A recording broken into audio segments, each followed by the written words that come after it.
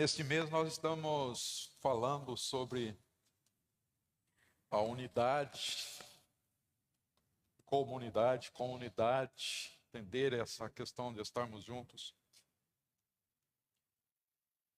E hoje o nosso título é Juntos. Juntos.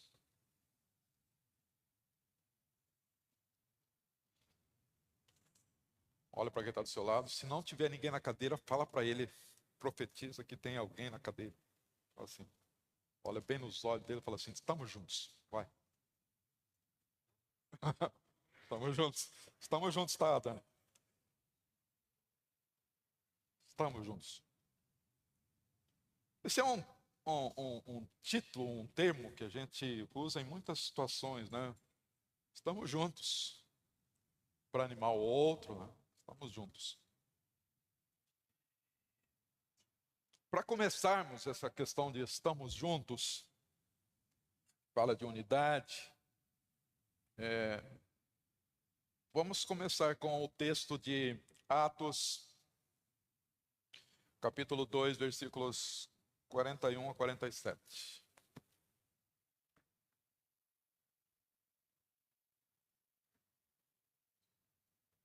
O pessoal lá da mídia está junto com a gente?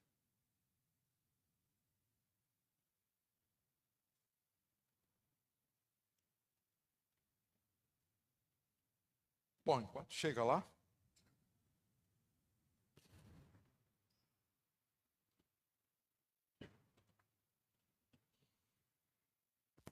Assim, todos quantos aceitaram a sua palavra foram batizados, e naquele mesmo dia juntaram-se a ele cerca de 3.000 pessoas.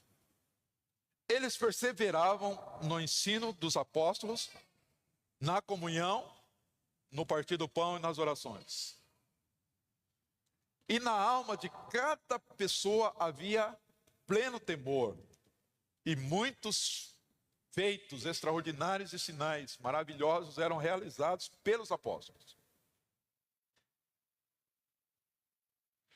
Todos os que criam estavam unidos e tinham tudo em comum. Vendiam suas propriedades e bens e dividiam o produto entre todos, segundo a necessidade de cada um. Diariamente continuavam a reunir-se no pátio do templo, partiam o pão em suas casas e juntos participavam das refeições, com alegria e sinceridade de coração, louvando a Deus por tudo e sendo estimado por todo o povo. E assim, a cada dia o Senhor juntava a comunidade e as pessoas que iam sendo salvas. Essa aí é uma descrição da primeira igreja, do primeiro momento da igreja. Era uma delícia essa igreja, né? Vendia tudo que tinha e repartia com os outros, né? Vamos implantar isso na nossa igreja aqui hoje? Tá? Vender o que tem. Quem é rico aí? Quem é rico? Eu sou rico. Aí vendia tudo que tinha, entrava entre os outros. Então, estar juntos. Eles se reuniam. E é certo que naquela época eles tinham uma ideia de que Jesus ia voltar logo, né? Então, já que Jesus vai voltar logo, para que adianta eu ter esse monte de dinheiro na poupança, não sei, no RDB, CDB, sei lá se eles tinham esse negócio. E o meu irmão não tem nem comida para comer. Não adianta ter isso. E eles iam repartindo. E eles estavam juntos nas orações, no partir do pão, tudo. Era uma igreja perfeita. Eles estavam juntos. Diga comigo, juntos. Eles estavam juntos. Mas no final da pregação eu vou voltar a esse texto, mas grave isso, de que eles estavam juntos e era tudo em comum. E nesse lugar que eles estavam juntos, acontecia milagres. Quantas pessoas estão, às vezes, doentes, precisam de um milagre?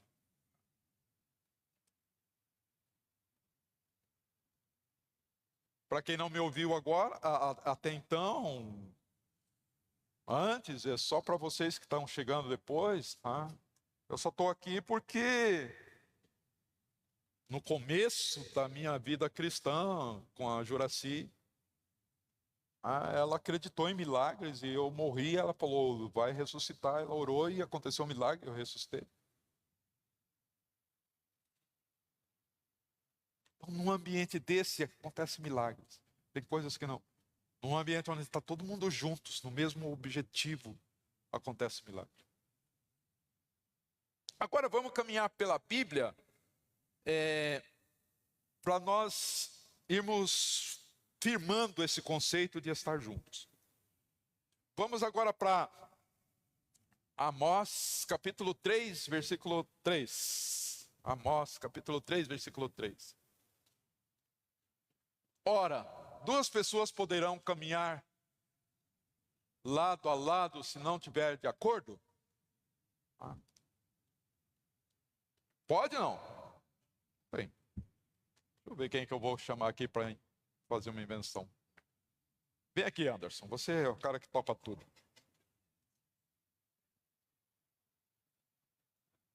Pode subir. Acho que eu escolhi errado, o cara é muito forte.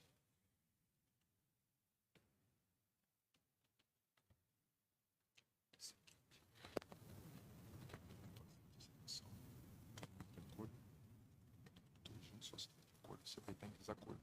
Você vai ir lá para o eu vou tentar te mostrar. Tá? Então, vem cá. Não, o nosso acordo é para a gente ir para ir ali, ó. Vamos caminhar para lá. Então, vamos para lá. Não. Você tem que... Vamos para lá, rapaz. Deixa eu vir. Vamos para lá. Vem para cá, rapaz. Vem. Facilitei um pouco. Você facilitou, tá bom. Obrigado.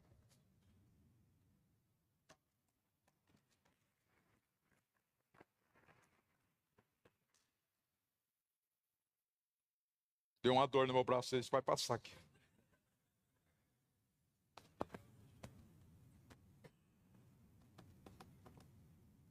Dois só pode caminhar juntos se estiver de acordo. Amém? Por isso que dá tanto problema nos casamentos, né? Quer caminhar junto, mas não está de acordo.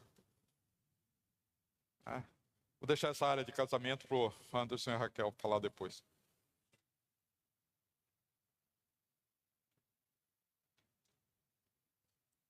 Não precisa se denunciar. Os casados, teve alguma situação durante o dia hoje que vocês não estavam de acordo? Alguém falou,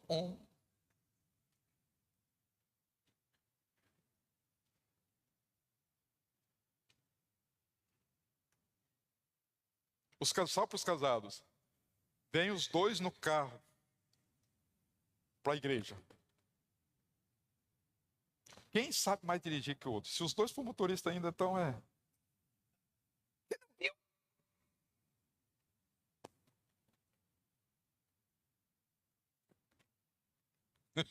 As risadas denunciam. Eu estou firmando o nosso raciocínio para nós entendermos. Os dois só podem andar juntos se estiver de acordo, querido. A igreja é assim.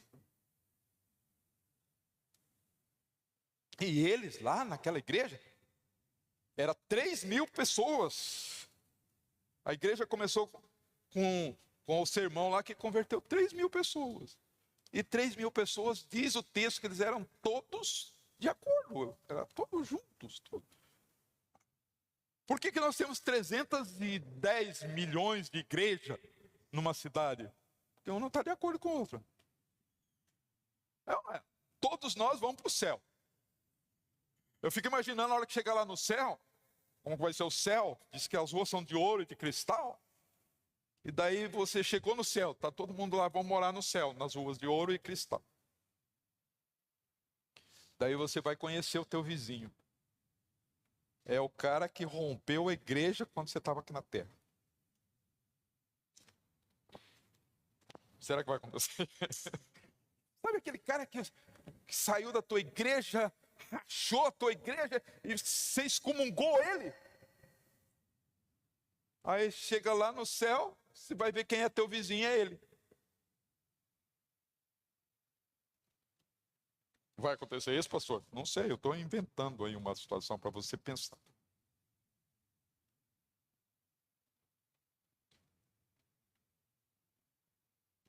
O pastor Everett pregou sobre o assunto e uma das coisas que ele falou assim que daqui de cima ele sabe onde está cada um sentado.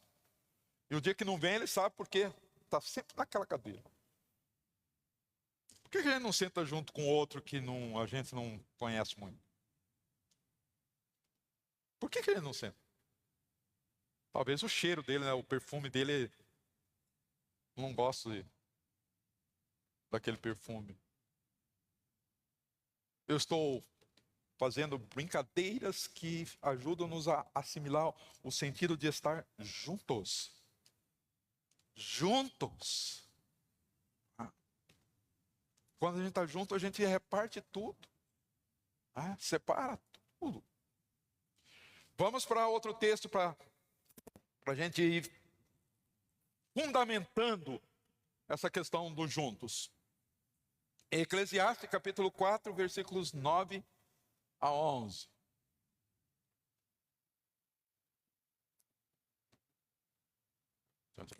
Vai chegar.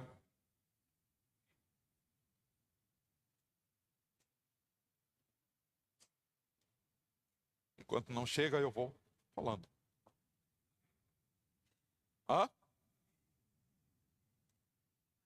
Eu não falei o capítulo? Então, perdão. Capítulo 4. Eclesiastes, capítulo 4, 9 a 11. Melhor é serem dois do que... Vamos lá, toda a igreja junto. Melhor é serem dois do que... Não é um. Tem um monte de gente aí que não falou. Melhor é serem dois do que... Não tá bom ainda. Melhor é serem dois do que...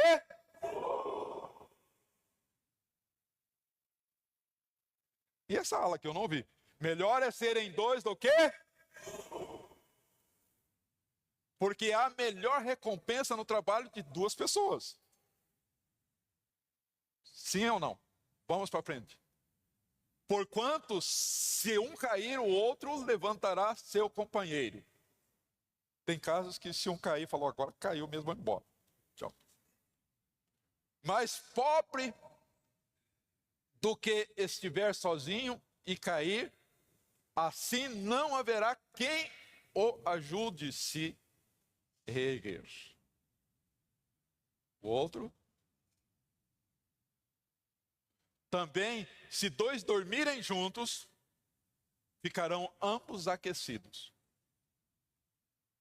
Os Manauara que sabem disso, né? Aqui no sul. Lá no Amazonas dá para dormir os dois separados, mas aqui no sul tem que juntar um.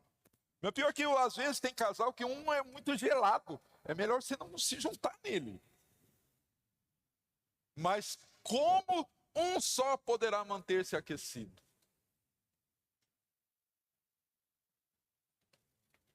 Entendeu a ideia aí? Melhor serem dois do que um só. Mas como a gente tem dificuldade de ser um com o outro, de estar junto com o outro. O pessoal do louvor aqui não tem esse problema, né? Estamos juntos na nota Ré maior. Aí o outro está lá não sei das quantas. Vamos estar juntos! Porque juntos é melhor. Eu estou firmando a questão de juntos, né? Pelo menos até pela meia-noite você vai ficar lembrando. Juntos, juntos, não aguento mais aquele pastor gritar juntos no meu ouvido. Vamos agora para Romanos, capítulo 12, versículos 9 a 16. Ali é a questão de estar juntos. Fica atento em cada letra desse texto. O amor seja sem qualquer fingimento. Odiai sim o mal e apegai-vos ao bem. Amai-vos dedicadamente uns aos outros com amor fraternal, preferindo dar honra a outras pessoas mais do que a si próprios. É fácil cumprir esse versículo? Não, né? Você tem que dar honra para o outro, mas às vezes o cara é um zero à esquerda e você tem que dar honra para ele. Vocês nunca tiveram uma pessoa do teu lado que é um zero à esquerda, não, né? Não, né? O pessoal da casa aí, não, né? Não, né? Nunca. Você nunca teve, né? E isso aqui não estava escrevendo para os pessoal que está lá fora, não. Estava escrevendo para a igreja. Vamos para frente? Não sejais descuidados do zelo, sede fervorosos no espírito, servi ao Senhor. Fervorosos no espírito, servi ao Senhor. Alegrai-vos na esperança, sede pacientes na tribulação. Quem tira a nota 10 aqui nesse versículo? Paciente na tribulação. Deixa eu fazer aqui um teste aqui com vocês. Só para as esposas agora. Quem tem um marido paciente na tribulação? Ninguém.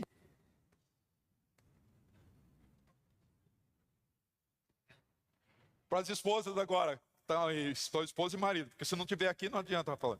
Para os maridos. Quem tem uma esposa que é paciente na hora da tribulação? Olha. Raquel, você ganhou nota nisso, Raquel.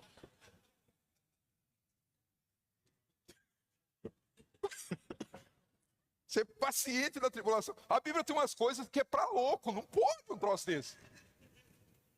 Paciente na tribulação. Perseverai na oração. Vamos para frente. Cooperai com os santos nas suas necessidades. Praticai a hospitalidade. Sabe quando o santo é santinho mesmo, aquele irmão bem santinho, a gente até ajuda ele. Mas cooperar com aquele que... Abençoai os que vos perseguem. E esse texto aqui? Ficou mais difícil ainda, né? Quem já teve a oportunidade de abençoar o cara que te persegue? Vai ser crente assim lá nas ruas de Jerusalém de ouro. Mas está na Bíblia, está lá para a gente abençoar o cara que me persegue. Abençoai e não amaldiçoeis. Alegrai-vos com os que se alegram e chorai com os que choram. Né? Chorar com os que choram talvez, mas se alegrar com os que se alegram. Você está numa mesma empresa, tudo lá e tem um prêmio. Né? E você está concorrendo ao prêmio. Daí o teu coleguinha do lado, que é pior que você, mais terrível que você, que te incomoda. E ele ganhou o prêmio e ele... eu ganhei o prêmio! E aí você vai lá e... eu ganhei o prêmio! Alegrai com os que se alegram. O cara tem que estar muito no espírito, gente. Muito crente. Sim ou não? Se eu estou alegre também, tudo bem, eu vou me alegrar com ele. Mas eu estou triste aqui porque ele está se alegrando. E eu me alegrar com ele. Mas para sermos juntos, precisamos disso. Vivei em concórdia entre vós. Não sejais arrogantes, mas adotai comportamento humilde para com todos. Não sejais sábios aos seus próprios olhos, aos vossos próprios olhos. Você já encontrou alguém, já teve que conviver com alguém que é muito sábio ao próprio olho dele? Marido nenhum faz isso, né?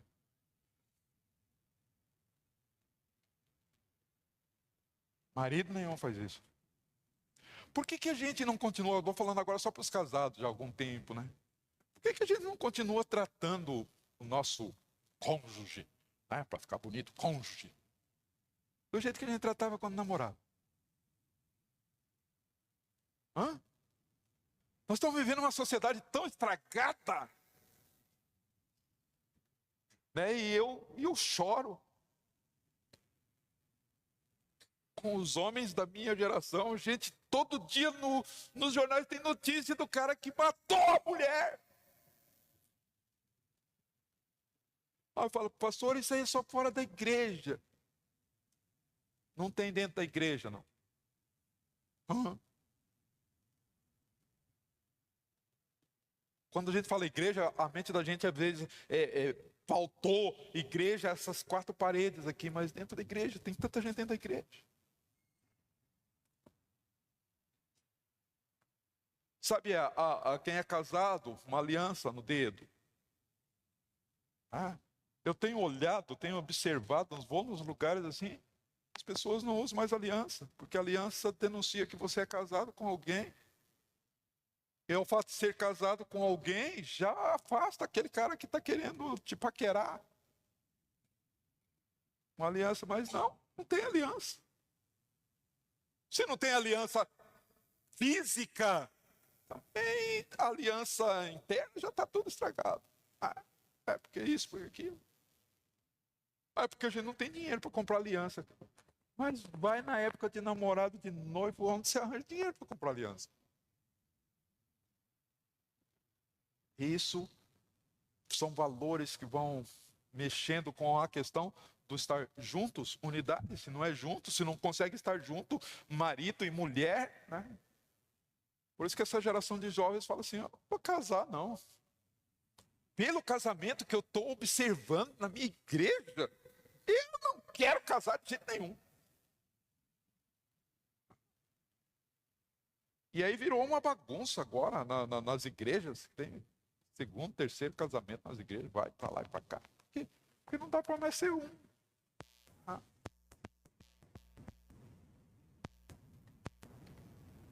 Me perdoe se eu estou pegando duro demais. Mas é a palavra de Deus que está dizendo isso, para ser juntos. Quando nós chegarmos no final, você vai entender o porquê que eu estou forçando bastante isso. Vamos agora para Efésios capítulo 2, versículos 19 a 22.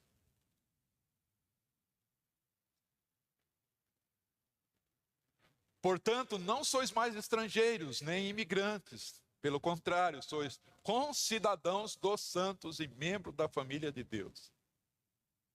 Edificados sobre o fundamento dos apóstolos e dos profetas, sendo o próprio Cristo Jesus a principal pedra angular desse alicerce.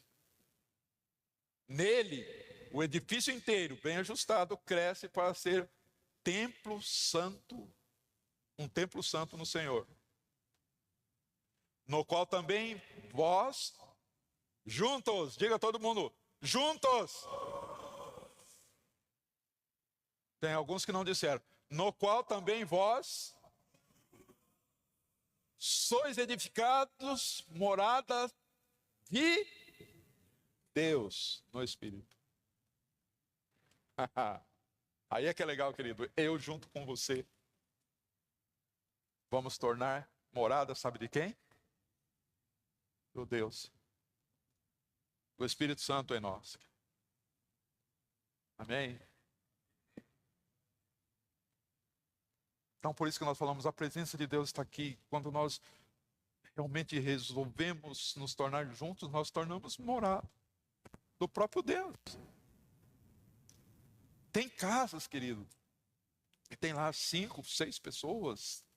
Está difícil hoje ter casa com 5, 6 pessoas, né? Precisa ter pelo menos 4 filhos, né? Ninguém mais faz mais filho.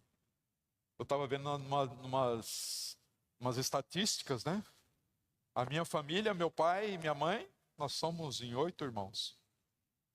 Aí veio para mim e para os meus irmãos, ninguém tem mais que 3 filhos. Na próxima geração, quem é bom de matemática aí, se usar a mesma proporção, vai ter filho?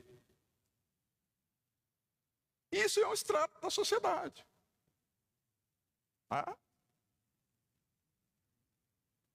Você, pai, os pais que estão tendo criancinhas aí, agora, os que estão casando, tem criancinha, nasceu uma menina, triplica, quadruplica, quintuplica tua oração, porque você fala, com quem que essa menina vai casar?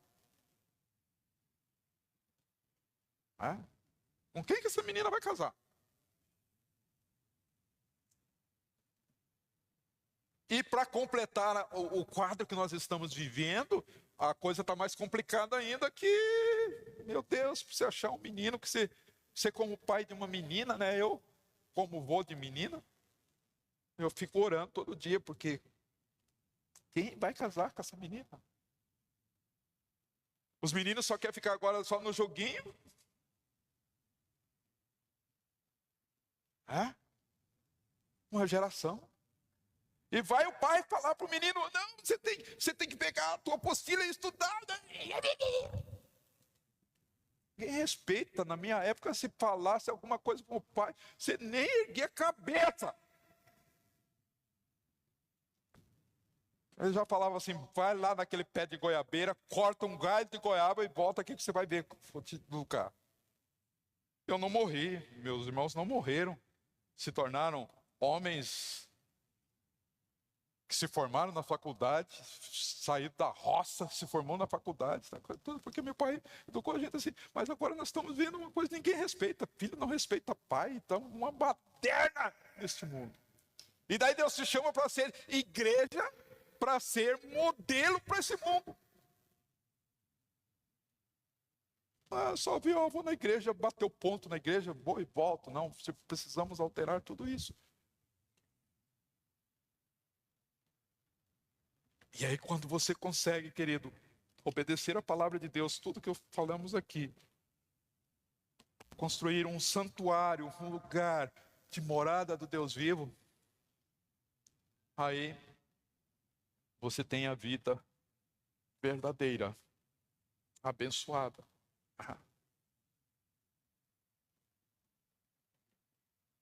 Pensando um pouco em política, eu não sei para onde nós vamos parar, querido. Está complicado. Ah, não, pastor, não pode falar em política na igreja. Você está num país. E nós estamos indo para o fundo do poço. Aí nós precisamos de uma igreja que é santuário do Deus Altíssimo.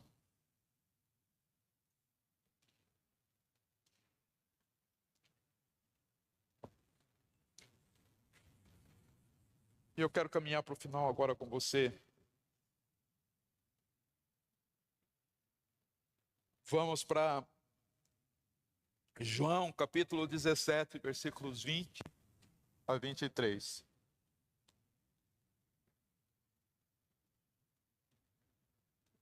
Preste bem atenção nessa leitura, querido. Não oro somente por esses discípulos. É Jesus, João capítulo 17, é Jesus orando, falando. Ele está prestes a ir embora e ele faz essa narrativa aí. Então, quando ele fala assim, não oro somente por esses discípulos, é Jesus, a primeira pessoa é Jesus. Não oro somente por esses discípulos, mas igualmente por aqueles que vierem a crer em mim, por intermédio da mensagem deles, daqueles discípulos. Para que todos sejam...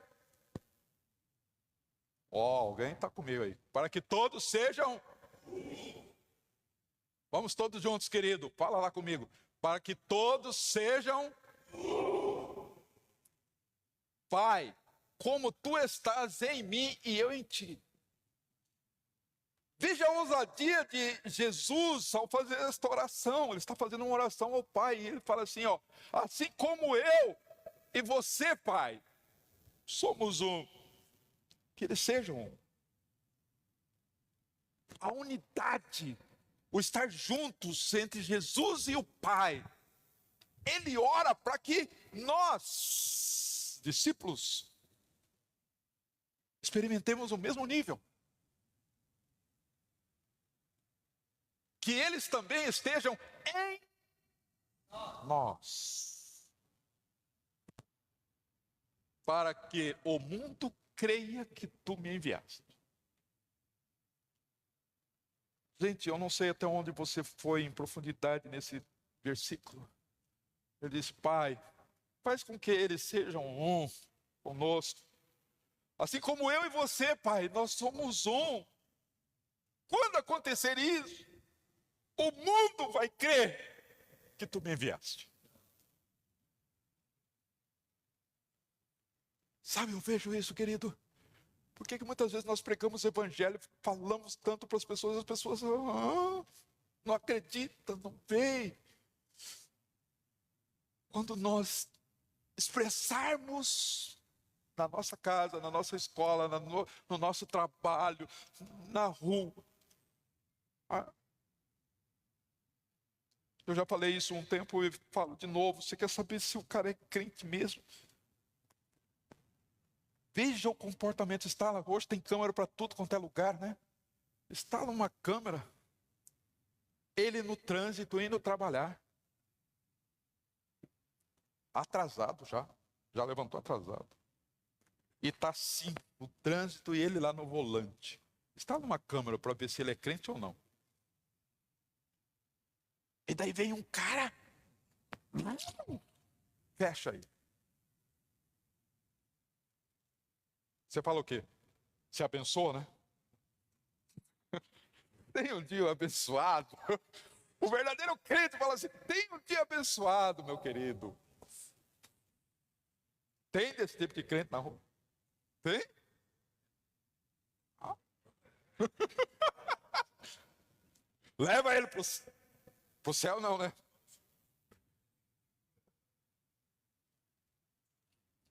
Eu simulei uma coisa para ficar pesado na nossa mente, mas tem situações assim ou não tem situações? Agora para os casais. Será que tem um casal aqui que nunca ficou bicudo um com o outro? Não precisa ter um bico do tamanho do meu também. Pelo menos umas horas assim? Tem não?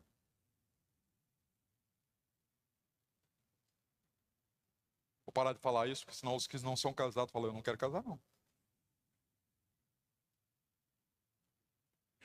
É.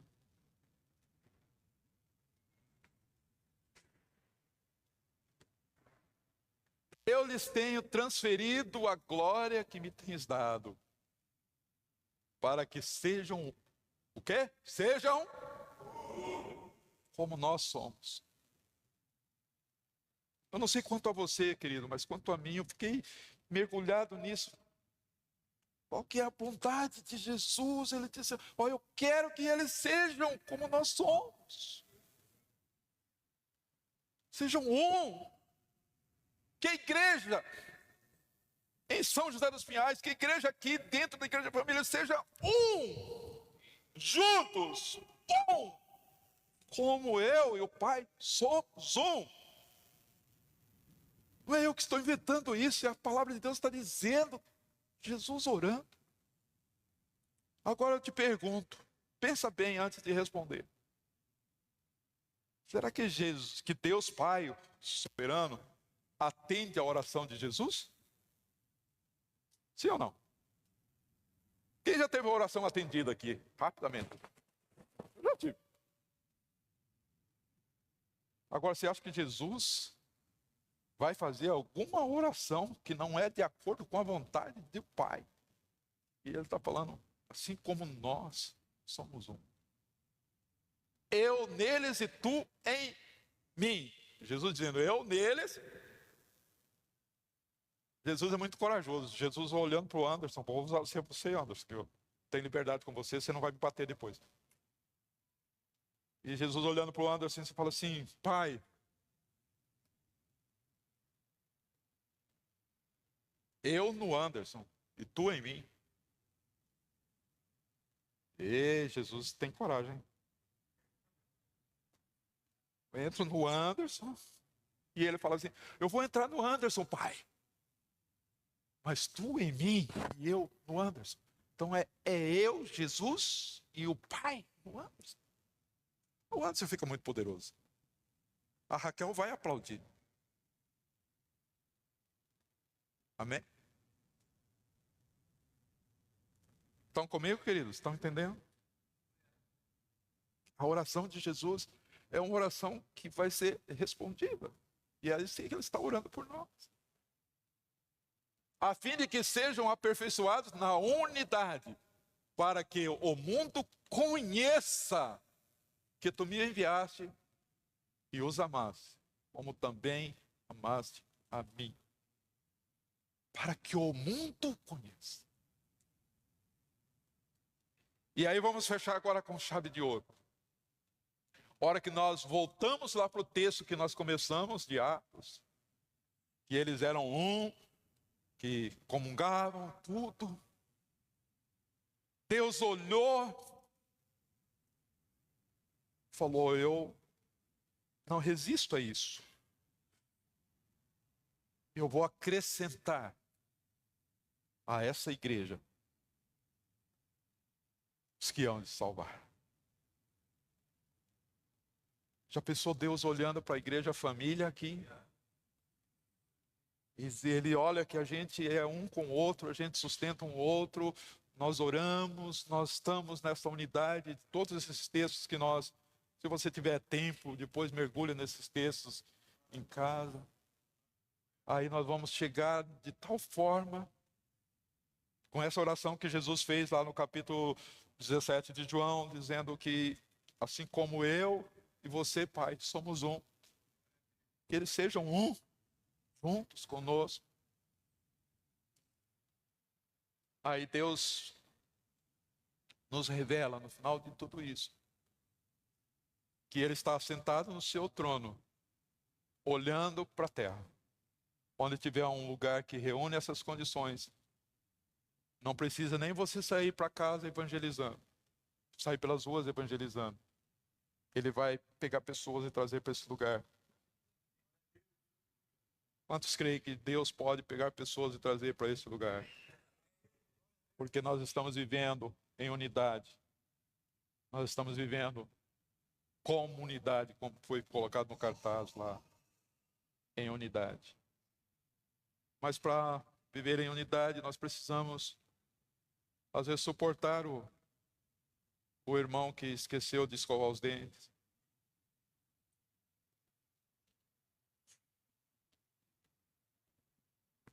Tem que suportar aquele irmão que dá risada demais. E tem que suportar aquele irmão que é cara feia, que nunca dá uma risada. Temos que amar uns aos outros. Amém?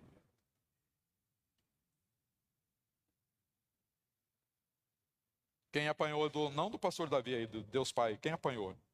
Eu apanhei. E o pregador apanha.